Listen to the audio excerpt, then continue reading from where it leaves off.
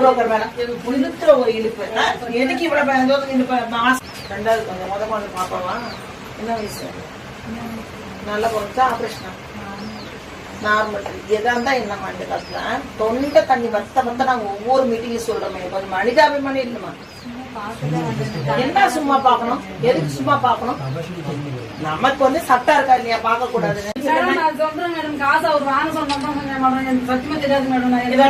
சொல்லி கொடுத்துருக்கீங்களா முருகேசன்?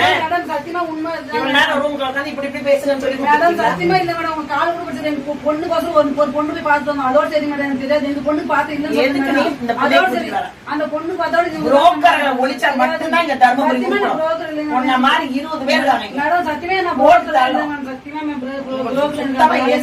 எஸ்பி சாரும் collector madam கூடவே எப்படி கிடைச்சது?